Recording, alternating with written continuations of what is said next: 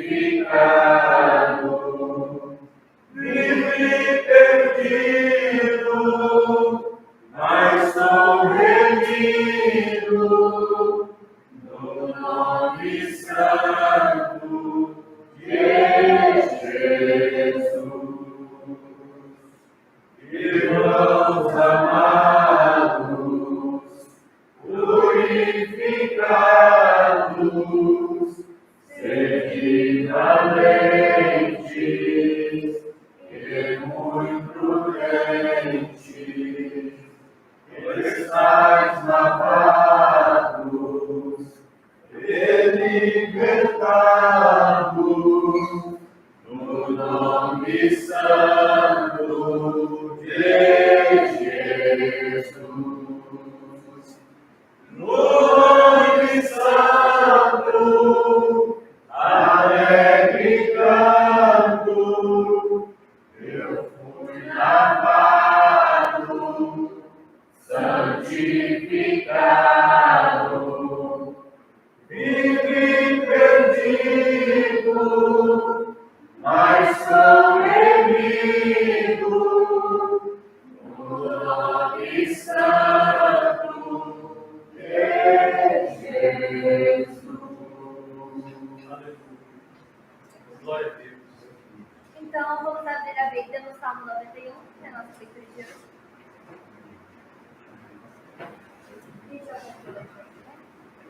E depois em Jó, no 42.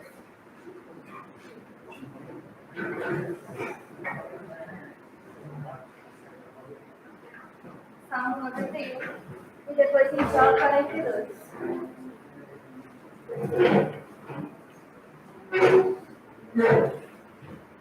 Vamos os meninos lerem um e as meninas o outro. Amém. Pode ser. Tá bom. Salmo 91, versículo 1. Os Varões 91, primeiro versículo. A epígrafe do texto diz assim: a segurança daquele que se refugia em Deus. Vamos lá?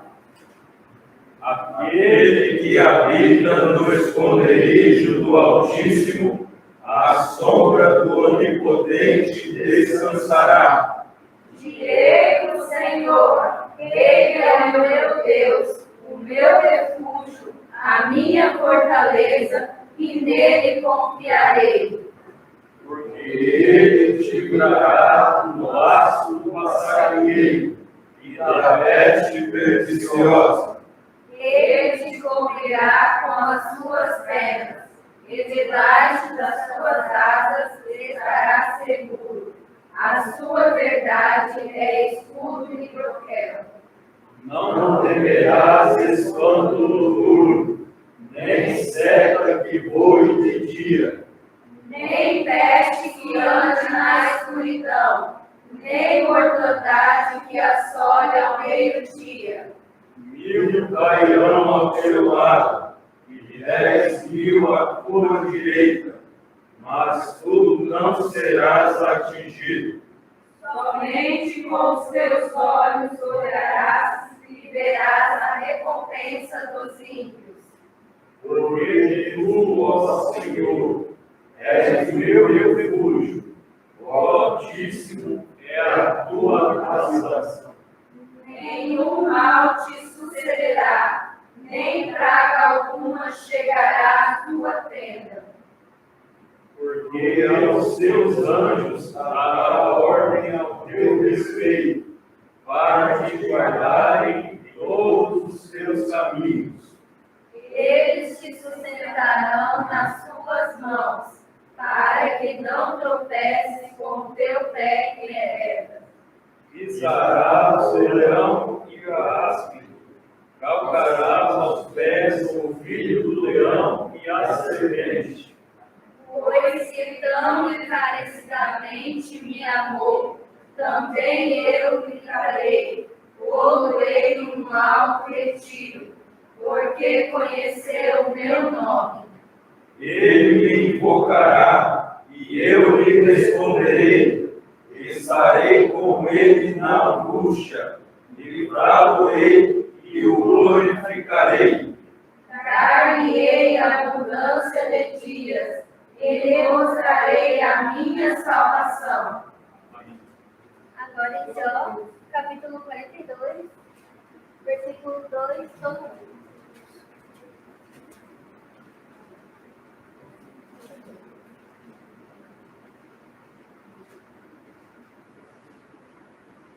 Um pouquinho para trás, no livro anterior a Salmos, capítulo 42 é o último capítulo, versículo 2.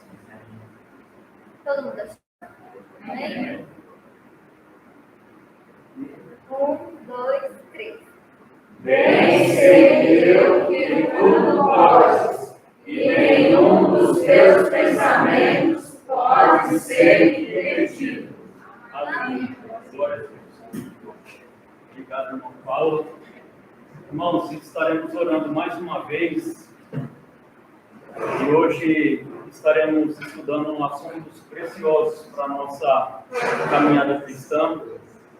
Estaremos entendendo um pouquinho mais sobre o sistema do livro de Salmos, sobre as epígrafes, por que eles eram escritos e tudo mais. O Salmo 91 que lemos, eu ouvi isso um dia e é verdade, ele é condicional. Ele já começa dizendo que aquele que habita no esconderijo do Altíssimo, a sombra do Onipotente descansará. Ou seja, ele tem uma condição ali para você gozar de todas essas coisas que estão descritas nele. Você primeiro tem que habitar a sombra do Onipotente. Você tem que estar debaixo da vontade do Senhor. Que possamos dessa forma estar debaixo da vontade soberana de Deus, caminhando com Ele, porque Ele é fiel, Ele é verdadeiro. Eu quero aqui já apresentar a irmã Patrícia, que pediu oração para mim, passando aqui no corredor, apresentar a filha do nosso professor, a Ana Vitória. E eu quero perguntar se alguém aqui tem alguém para apresentar nessa oração, que nós estaremos orando também. Alguém em minha casa? Amém. Eu e minha casa também. Oremos ao Senhor. Pai Santo, Deus fiel e verdadeiro, nós te louvamos, Senhor. E te agradecemos, Pai, porque Tu és maravilhoso. Senhor, em nome de Jesus, Pai, fica conosco nesta noite. Abençoa o nosso professor, Pai, que estará nos ensinando essa aula. A sua casa, a sua família, Senhor. A Ana Vitória, a irmã Patrícia, Pai, que pediu oração, está grávida, Senhor. Todos quantos, Pai, estão precisando, Senhor, em alguma área da sua vida. Senhor, nos ajude, traga para nós as várias seguranças que estão a caminho. Fica conosco nesta noite mais uma vez, Senhor, porque nós precisamos de Ti. É o que pedimos e agradecemos em nome santo de Jesus. Amém.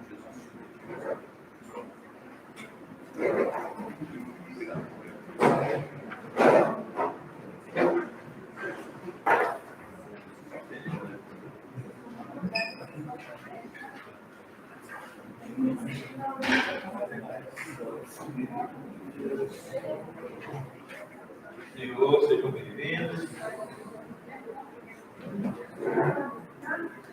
Senhor, bem-vinda.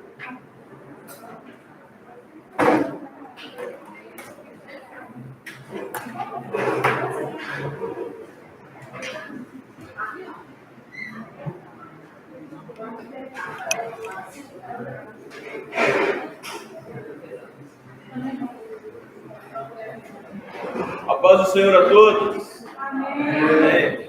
Estão animados? Sim? Não. Estou cansado. A Bíblia diz que correrão e não se cansarão. Caminharão e não se fatigarão. Os jovens, estou vendo um pouquinho mais de lá, tá ótimo.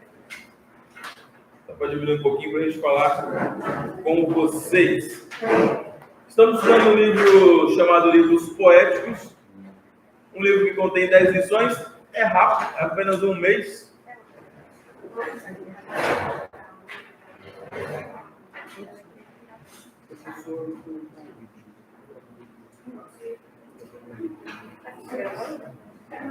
Aí eu disponibilizo isso, eu disponibilizo. Aqui, ó. Tá? Sendo gravado, tá bom? Ok. Ó. Depois que o professor disponibiliza, tem uma página no YouTube chamada ETAD 071. Aí o professor Vanderlan faz ao vivo, eu também gravo no canal, depois eu reposto lá para vocês. Tá bom? Então, nas aulas anteriores, o colega pediu ali, depois você pode ir lá pesquisar. Ou também queira ver alguma coisa de novo, então vamos voltando aqui. Os livros poéticos.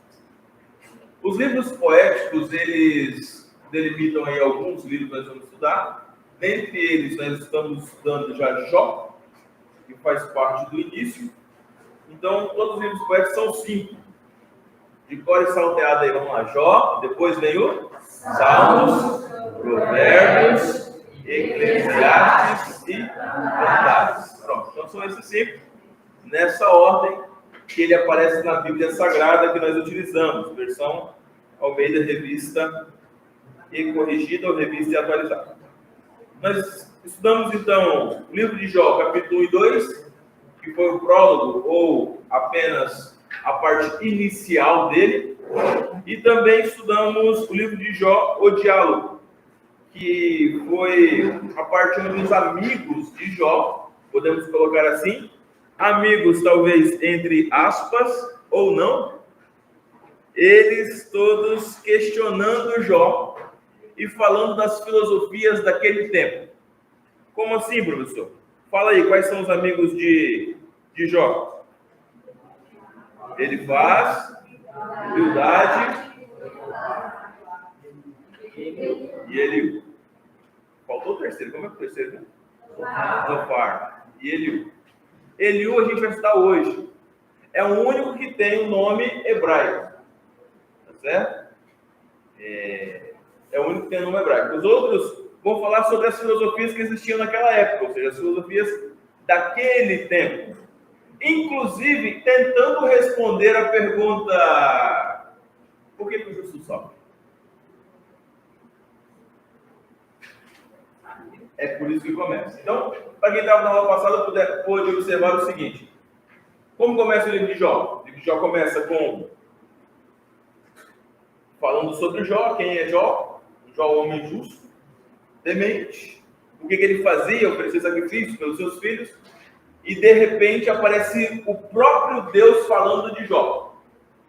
Então, nós, de certa forma, nós saímos dessa esfera do mundo e passamos para o local onde está Deus. E aí Satanás chega para questionar Deus e fala assim, e Deus fala com ele: você tem visto meu servo Jó, homem temente, reto, que se desvia do mal? 3 coisas que Jó é.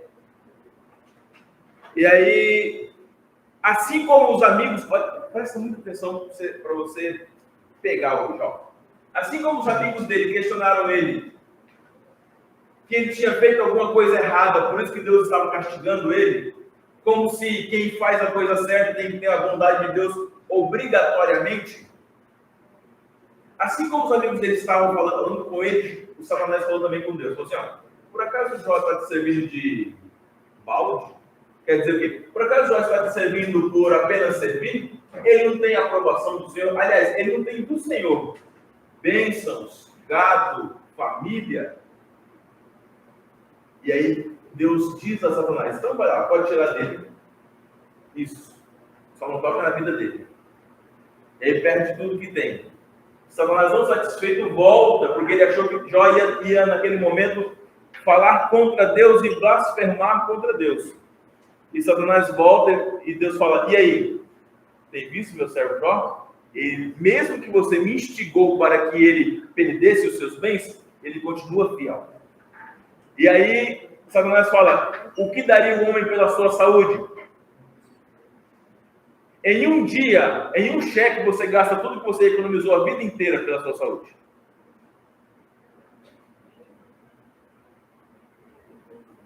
Então, Deus permite que o diabo, o acusador, toque em Jó, na pele de Jó.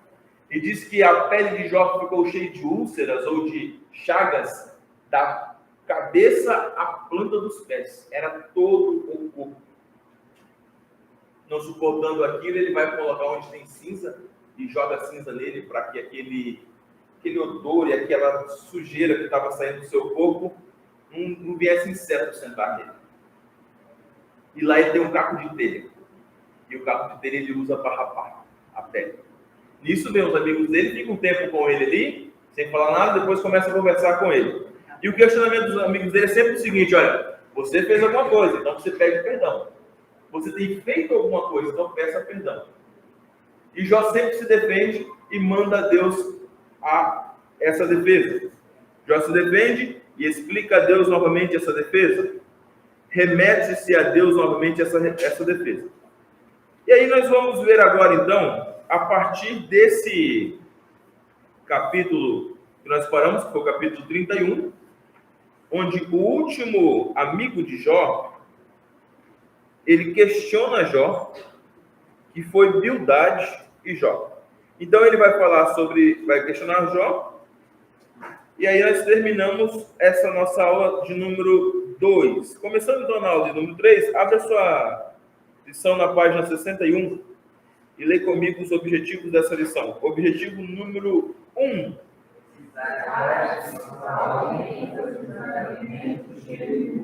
2. Demonstrada durante o seu discurso. 3. Explicar por que Deus faz tantas perguntas ao responder a Jó. 4. Expor a verdade mostrada por Deus na sua descrição do terremoto e do remédio. 5. Descrever o arrependimento e a restauração de Jó. Então esse vai ser o que nós vamos ler nesses minutos. Eu creio que todos vocês já leram e já estudaram essa lição. Professor, o que é estudar?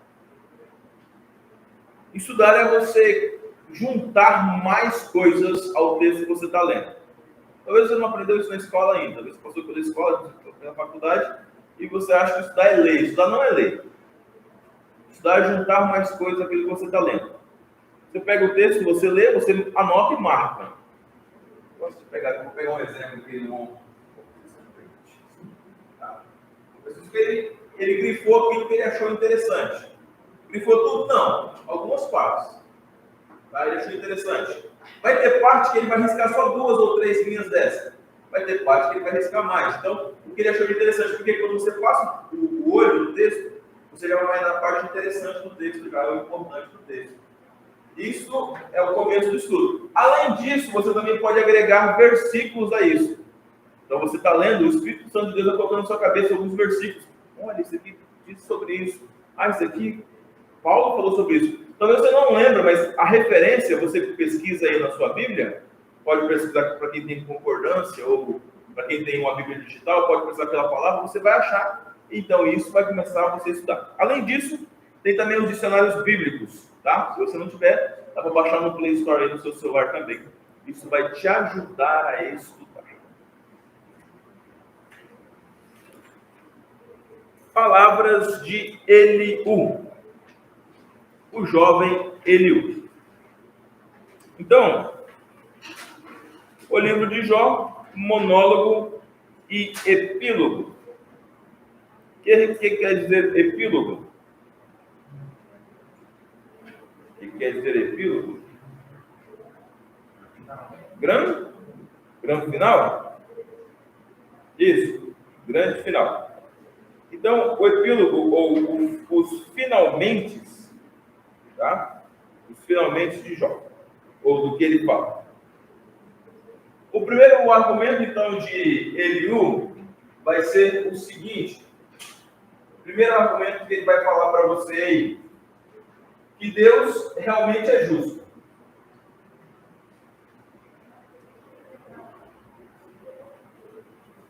Se Deus é justo, isso não pode ser questionado, a justiça de Deus. Por uma simples razão. Você talvez viveu aí 30 anos, 50, 70, 80 anos. A Bíblia diz que até o homem chega até os 80, o que passar disso eu gostei, mas é tudo fadiga e canseira.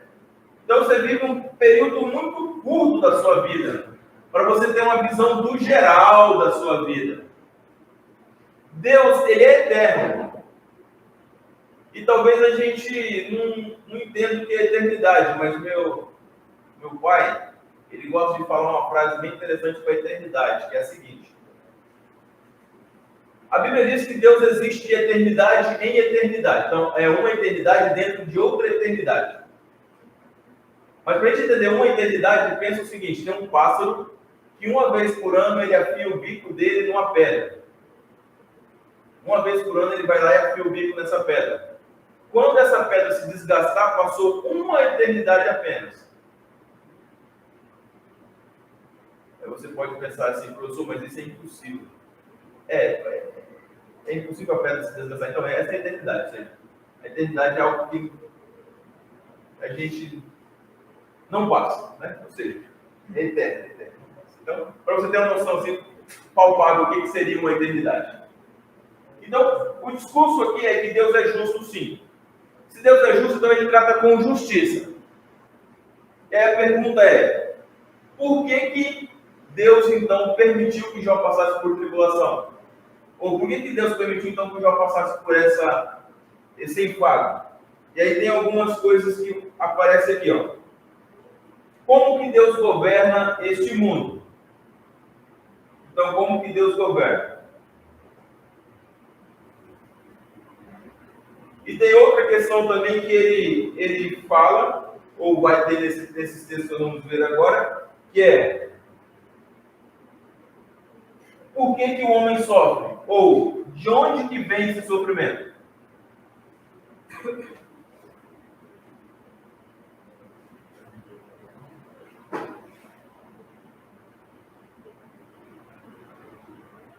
Então, dentro do diálogo de Eliú, a gente vai ver essas três partes importantes aqui, tá?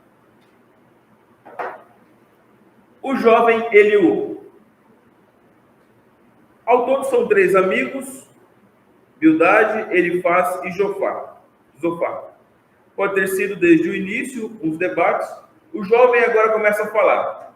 E quando ele começa a falar, ele já começa, abre isso em Jó capítulo 32, versículo 1.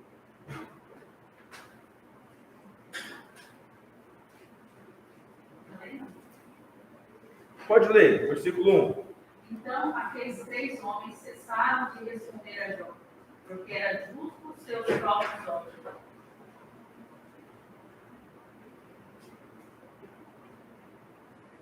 Leu 6. E respondeu Eliú, filho de Barquel, o Buzita, e disse: eu sou de menos idade, e vós sois idosos.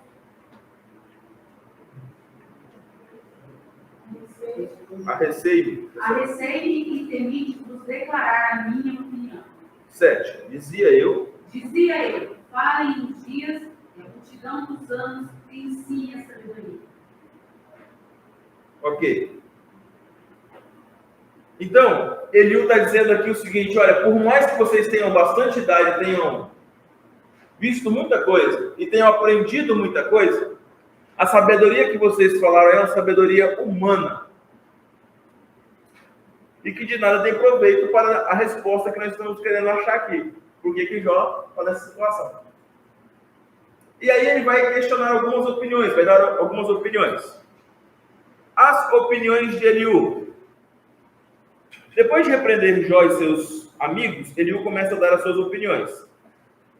Nos primeiros 12 versículos do capítulo 33, assim como no capítulo anterior, Eliú fala muito sobre si, o que ele é, como ele é, ou quem ele é. Mostra assim um tanto quanto presunçoso, que ele fala: ó, vocês falaram, não chegaram a questão nenhuma. Então escute-me agora. Ironicamente, as palavras de Eliú tinham mais peso do que os demais coordenadores de Jó. Por quê? Porque ele agora parte para um princípio, que o princípio é que Deus está regendo todas as coisas. Não adianta você questionar, você tem que entender esse agir de Deus. E com a lógica humana você não consegue. Já digo agora aqui para você. O livro de Jó não responde a pergunta: por que o justo sofre? Ele não responde. Mas ele dá algumas indagações e algumas respostas, dentre essas, o que nós vamos ver aqui agora. Que em todo momento da sua vida e da minha vida, Deus está no controle. E essa é a parte mais importante para mim e para você saber. Que Deus é eterno e Deus controla todas as coisas. O controle está na mão dele. Então, lê comigo aqui o último parágrafo dessa primeira página 62. A ênfase. Esse capítulo é que Deus fala através do sofrimento para livrar o homem de soberbo e guardar sua alma da glória. Então, Eliú vai falar o seguinte. Talvez, Jó, Deus permitiu você passar por esse sofrimento porque está te tirando de alguma coisa que você ia cair dentro dela. Deus permitiu você passar por essa oposição a você porque Deus está te livrando de algo pior. Então esse é o primeiro argumento de Eliú. E anota aí para você não esquecer disso então. Deus fala através do sofrimento para livrar o homem. Esta foi a primeira ênfase que Eliú deu ao seu diálogo, ou uma das suas opiniões. Página 63, Eliú dirige-se aos amigos de Jó agora.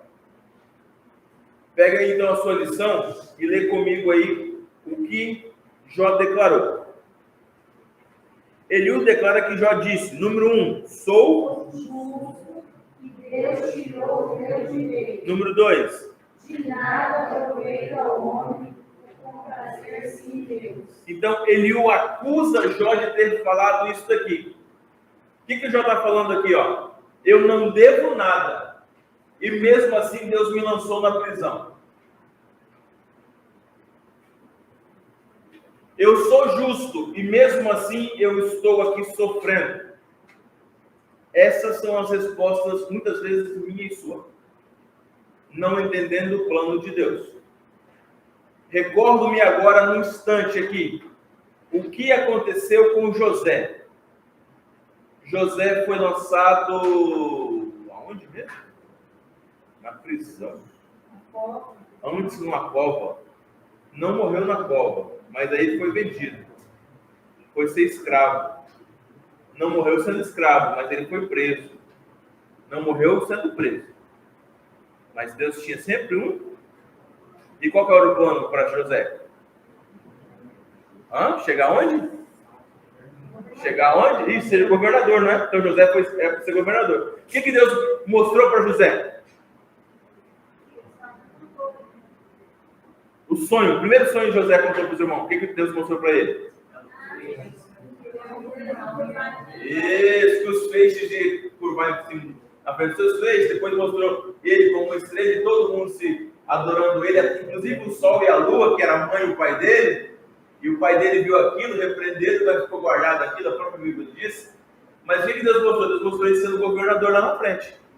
Deus falou para ele que ele ia ser preso? Não falou. Que ia ser lançado na cova? Também não falou. É um processo. É isso. Aceite o processo para você viver a promessa. Essa frase é do meu pastor, Sérgio. Aceite o processo para você viver a promessa. É importante isso. É importante que eu e você entenda isso essa noite também. Eu já disse para você que a idade aqui tem uma incumbência. É estudar a Bíblia, mas muito mais que isso é a aplicação do que nós estamos estudando na nossa vida prática. Para a gente aceitar esse processo que a gente está vivendo, para a gente viver a promessa lá na frente que nos foi dada. Lê comigo aqui o penúltimo parágrafo. Segundo Eliú, ao defender exageradamente a sua integridade, Jó insinua que o Senhor é injusto. Em decorrência disso, pergunta ele ao patriarca: e tu condenarias aquele que é justo e poderoso? Então Eliú vai falar assim, ó, você vai colocar em xeque então. Xeque é uma... Quando você está jogando uma dama, né? Aí em xeque quer dizer que você acuou aí. Xeque mate que você acabou com a partida. Você vai colocar em xeque então o que Deus fez? Você vai colocar em dúvida aquilo que Deus está fazendo no mundo? Então, essa é a principal pergunta de Eliú. Nós vamos ver um pouco mais para frente, se vocês puderem estudar isso também, que Deus vai fazer essa mesma pergunta para Jó, né? Deus vai questionar Jó algumas coisas. Principalmente sobre coisas simples da Terra aqui, como que acontecem as coisas aqui no nosso planeta. Nós vamos ver daqui a pouco. Ó, então, Eliú acusa Jó disso, de ele questionar Deus e Deus não ser justo. Tá? Ok? Perguntas. Exercício número 1. Eliú concordou com Bildade e faz Zofar em tudo o que eles disseram contra Jó? Os primeiros 12, presta atenção, os primeiros 12 versículos do capítulo 33, Eliú fala muito sobre si, mostrando-se presunçoso e vaidoso. As palavras de Eliú a respeito de Jó não eram perfeitas, mas pelo menos aproximavam-se mais da resposta que viria de Deus. Eliú, assim como os demais, acreditavam que Jó tivesse em pecado, embora não chegasse a acreditar que fosse um desviado. Palavras de Eliú. As palavras vãs. Lê comigo aí. Jó continua. Calado enquanto Eliú prossegue com seu discurso severo. Ao longo dos 16 versículos deste capítulo, e no último verso, acusa Jó de proferir palavras vãs e ignorantes. Então, nos primeiros versículos e no último versículo desse capítulo 35, ele acusa Jó de quê mesmo? Proferir palavras vãs e ignorantes. Então, anota isso, crente, para você não esquecer. Ó, as palavras vãs e ignorantes que tratam o texto aqui são exatamente a acusação de Eliú para Jó. E ele coloca aqui, ó: se pecares, o que efetuarás contra ele? Se foram justos, o que darás? Somos finitos, pequenos e humanos. Nada podemos fazer por nós mesmos para merecer o amor de Deus. O que está falando aí, ó? Você acusou Deus de estar errado. E aí, o que você pode fazer para Deus se consertar? Você está entendendo? Eu vejo algumas coisas aí um pouco estranhas. Alguns pregadores dizem: não, hoje é o dia de você colocar Jesus na parede. Deus na parede. Mano, ninguém coloca Deus na parede não, tá? Não coloca nem Jesus na parede, nem o anjo. Isso é balela. Nós somos muito pequenos. Muito pequenos. As coroas que Jesus retirou da cabeça para chegar até a nossa posição foram muitas coroas. Para ele se tornar humano, foi muitas coroas que ele deixou. Tá? Retirando as suas glórias. Até chegar na posição de ser humano. Nós precisamos adorar a Deus e servi-lo com sinceridade. A sinceridade do nosso coração atrai a Deus. Não tem nada mais que atrai a Deus. Deus procura só uma coisa na Bíblia: um verdadeiro. Você não vai ver Deus procurando nada na Bíblia, nada. Nem adoração Deus procura. Ah, professor, não. Porque a sua adoração é uma adoração, por mais bonito que eu possa cantar, por mais eloquente que eu possa falar, é falho ainda. Porque sai de um vaso de barro. Eu falo: professor, você está me deixando para baixo, mas é esse sentido mesmo que eu quero que você entenda. Hoje nós somos dependentes de Deus, dependentes ao extremo de Deus. Então, quando você vai cantar, sabe o que acontece? Diz que o seu louvor e as suas lágrimas são recolhidas numa taça. E tem 24 anciões em volta do trono, e eles vão recolher esses louvor. Quando a taça está cheia, ele vai e leva a Deus. Mas antes de chegar a Deus, já chegou na taça do ancião. Aquilo foi purificado. Então chega para Deus um perfeito louvor.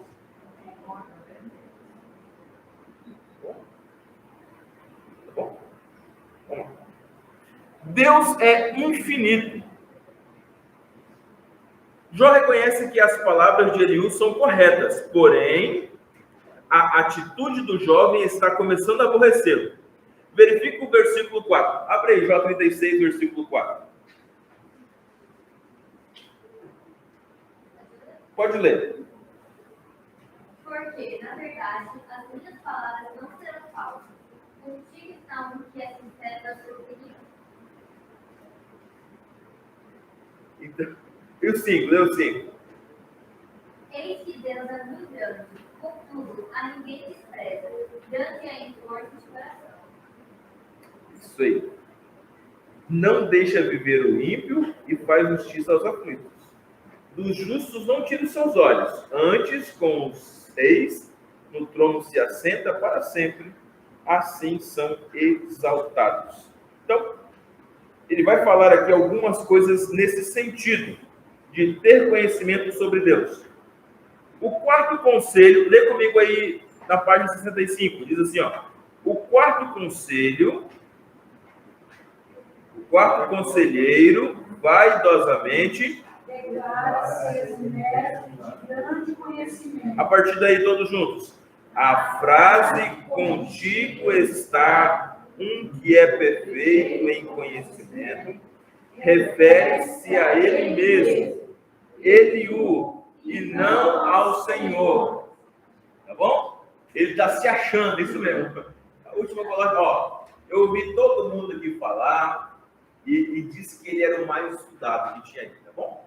Então a história diz, os teólogos vão dizer que ele era o mais eloquente que tinha aí e o mais estudado que tinha aí. Então ele se achava mesmo. Ele falou, ó, está aqui um que é perfeito em conhecimento. Ou seja, tudo que tinha para ler, de todos os livros possíveis, eu já li tudo. Já sei de tudo. Se achava, né? Se achava muito, né? Misericórdia, Deus, que essa presunção não chegue nos nossos corações. Então, aqui ele se achava muito. Então, ó, a frase perfeita em conhecimento refere-se a quem mesmo? A Eliú. A ele mesmo, a Eliú. Deus é inescrutável. O quarto consolador, ou seja, o quarto amigo de Jó, termina o seu discurso falando sobre a majestade de Deus, mostrando o domínio do Altíssimo sobre a chuva, as nuvens, o trovão, o relâmpago, os animais. Eliú faz descrição sobre a onipotência de Jeová. O jovem conclui as suas palavras dizendo que Deus não olha para os que são sábios aos próprios olhos.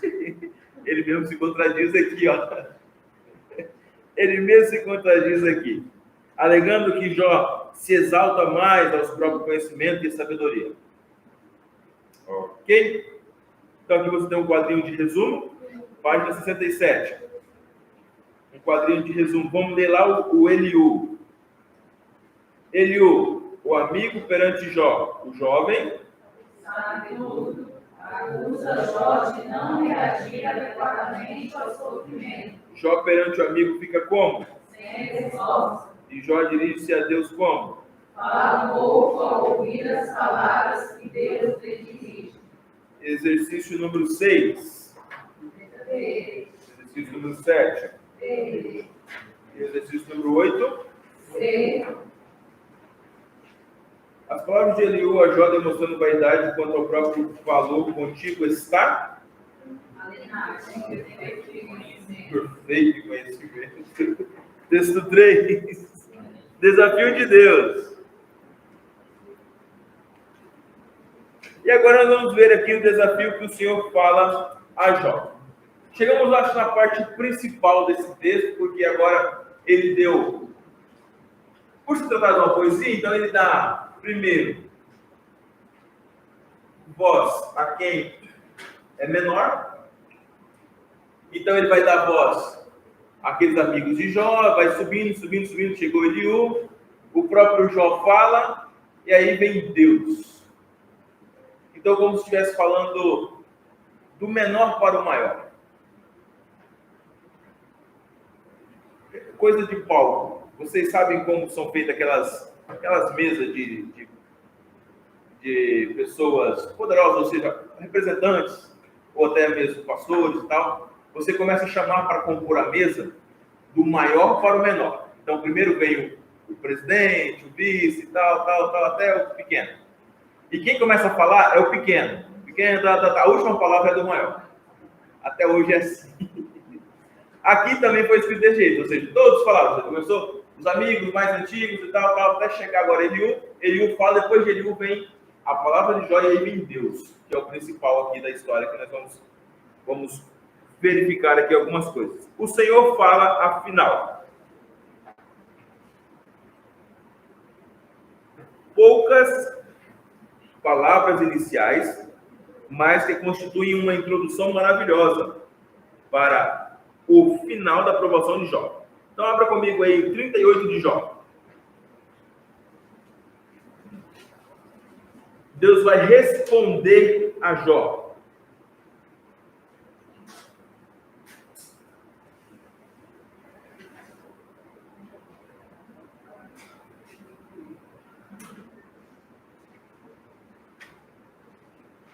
O 37 acaba assim, ó.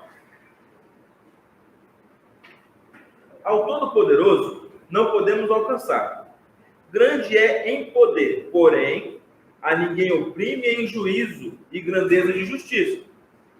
Por isso, o temem os homens, ele não respeita os que são sábios no coração. 38. Depois disso, o Senhor respondeu a Jó em um e disse: Quem é este que fizesse conselho com palavras sem conhecimento? 3. Agora cinge os teus lombos como um homem e perguntar-te-ei, e tu responde-me. 4. Onde estavas tu quando eu fundava a terra? Faze-nos saber se tens inteligência. E aí, gente, aí começa uma cacetada atrás da outra, viu? Porque agora Deus vai perguntar coisas muito grandes para ele. São ao todo 38 perguntas. 32 perguntas. Então ele vai fazer ao todo 32 perguntas para Jó. Onde você estava quando eu fundei a terra? Soberania. Ele vai fazer perguntas respondendo onde, quem, quando e para quê e se podes falar. Então ele fala, ó, onde estava quando fundei a terra? Quem lhe pôs medidas, se tu sabes? Ou quem estendeu sobre ela o cordel para medir ela? Quem disse para as estrelas da alva se juntarem? E aí ele vai falando, vai fazendo perguntas. Depois que ele pergunta sobre as coisas dos céus, ele volta. E aí ele começa a perguntar, aqui a última pergunta sobre coisas dos céus é esse aqui, ó. Isso. Ó, ou deste teus dias desde a ordem da madrugada, ou mostraste a alva no seu lugar, para que agarraste as extremidades da terra, e os ímpios fossem sacudidos dela. Aí ele volta. Tudo modela como barro sob o selo e põe como vestes, os ímpios desviam a luz, o braço altivo e quebrando. Entraste nas origens do mar, ou passeaste mais profundo do abismo, ou seja, você conhece onde começa o mar e aonde termina ele? Você sabe qual é a profundidade maior que tem no mar? Ele começa a fazer esse tipo de pergunta para Jó, coisas daqui. E aí ele vai falar sobre o caminho, ele vai falar sobre a chuva, ele vai falar sobre o vento. Ele vai falar, inclusive, aqui, ó, de que ventre procede o gelo? E quem gera a geada no céu? Você entende sobre isso? A gente já conhece alguma coisinha disso aqui, a gente já entende, né? E a pergunta mais importante é a seguinte, inclusive a gente ainda não explica muita coisa. Né? Por mais que a gente tenha ciência e tudo, mas a gente não responde muita coisa, porque ó, tudo que congela, ela diminui o tamanho. Tudo que congela, ou seja, tudo que você retira calor, ele diminui o tamanho. A água, quando chega a 4 graus Celsius, ela expande. Por isso que o gelo, ele congela primeiro em cima e depois embaixo. Inclusive os rios não congelam embaixo, só congelam em cima.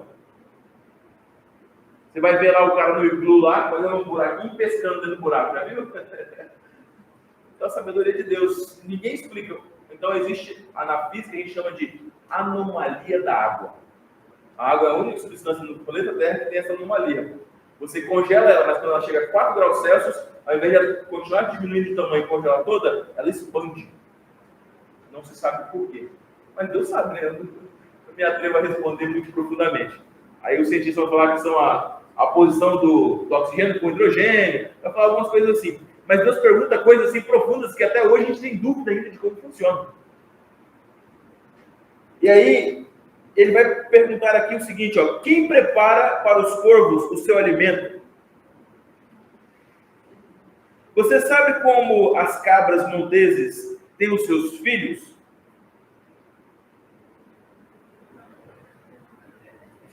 Sabe como as cabras vivem, né? Onde as cabras monteses vivem?